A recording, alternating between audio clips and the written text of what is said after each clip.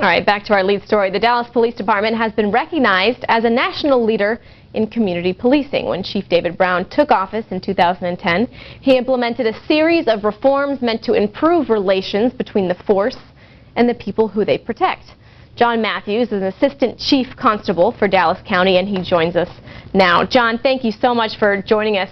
First and foremost, condolences to all the victims there in Dallas, and of course, we are thinking about the men and women who are healing at this time. My first question to you is, for a number of reasons, why was it such a surprise, this style of attack on Dallas, when in fact, really, it's become a model of peace, if you will? The Dallas Morning News saying that complaints of excessive force dropped 64% between 2009 and 2014.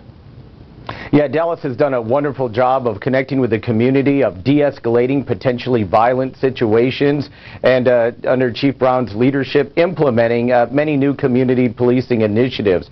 I think the attack we'll find out for sure as the investigation goes on, but this might have been one of those crimes of opportunity, and we've seen it in mass shootings in the past, where these offenders have targeted a movie theater where there's going to be a lot of people, a church or a nightclub, and this offender might have said this is his opportunity to make national news, to make headlines, and to get his word out. He might have seen that he was in the area, there was going to be a protest, and this is had a huge pool of soft targets, which were officers that were protecting those protesters, watching the protesters, and not realizing they were the targets. You talked a little bit about community policing right off the top there, and in fact, we just listened to about an hour of the president speak, and in fact, he mentioned the Dallas efforts for community policing, and in fact, you were directly involved in that. Explain to us what efforts have transpired over the past decade.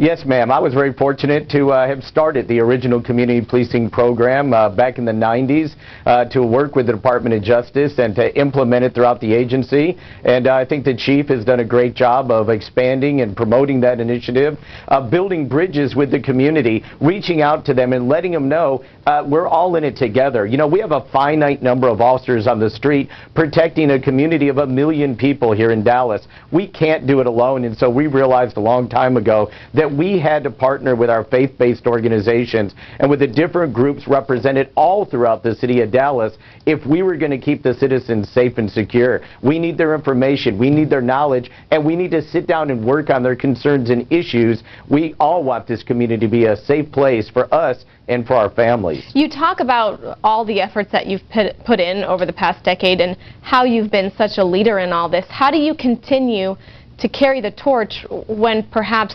it's fairly defeating when you see an attack of this nature? Well, I think what you have to do is you have to look at the positive side of this, and you have to say, we're not going to let this get us down. You know, the officers don't do that. The very next day and all throughout the night after the shooting, they were out there protecting the citizens. They were saying that's our job and what we need to do. I think moving forward as a department, not only in Dallas but all through the country, we've got to reconnect with our citizens. We've got to make sure that that our actions follow our words, that we're joining with those community members, that we're building those bridges, that we're truly listening to their concerns and addressing them so that both sides see this is a win-win for both of us. So I hope it makes us even more determined to move forward in the future.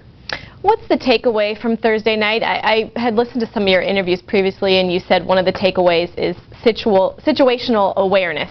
Why was Thursday night such an anomaly in that instance?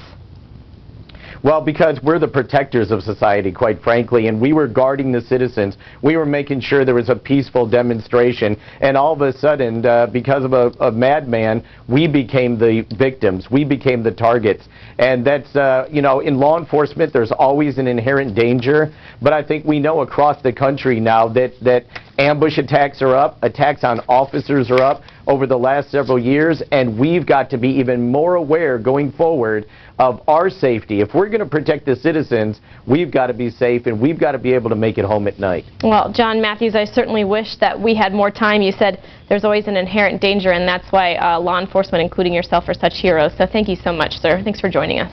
Thank you, ma'am.